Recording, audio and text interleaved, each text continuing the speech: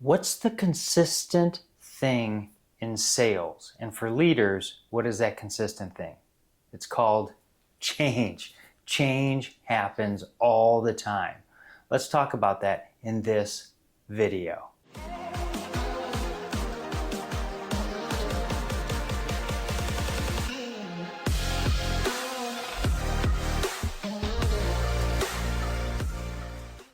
Before we get into the video, please like and share so we can reach more people just like you that want to be successful in sales and in their leadership. On to the video. Change is constant.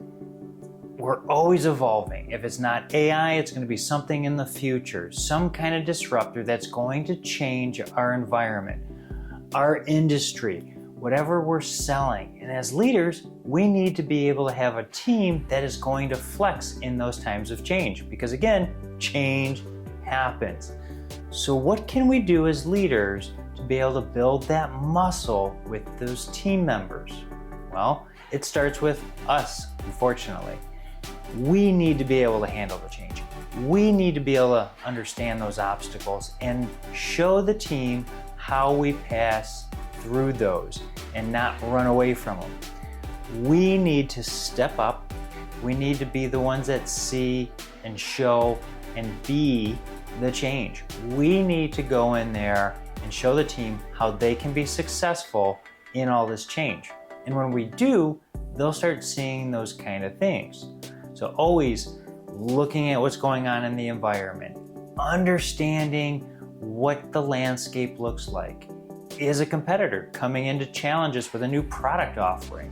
What is the change that we need to adapt to so we can be successful? It's always changing. And when we can actually adapt to that change, the team members get to do that. But we also need to start asking them, include them in the regular check-ins. What's going on? What are you seeing? What do you think we should be doing? Not just dictating like a coach on a football field is dictating a play, but actually asking them, what do you think is going to take for us to make that change? Start having conversations.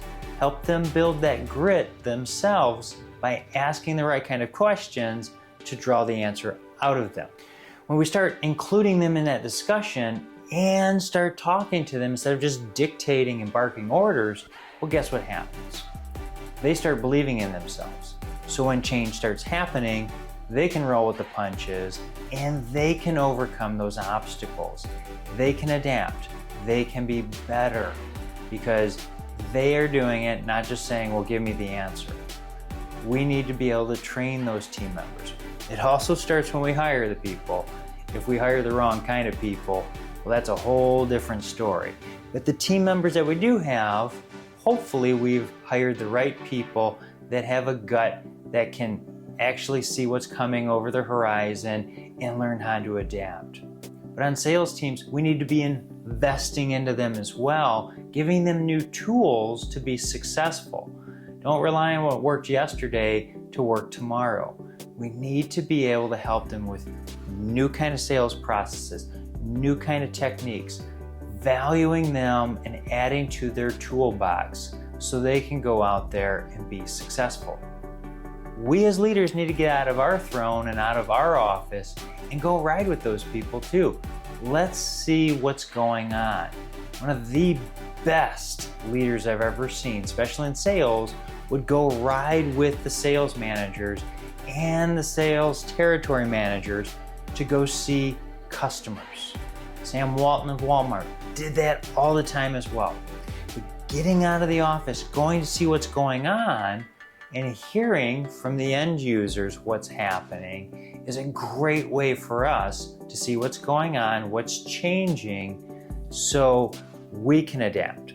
And perhaps we bring the engineers with us or the designers so they can see it too. So we make his whole team that is improving, iterating, and finding out what the customer needs and present them the great solution. We need to be taking these little things that are in front of us, unpacking them so we can understand the bits and pieces that we can change and move forward.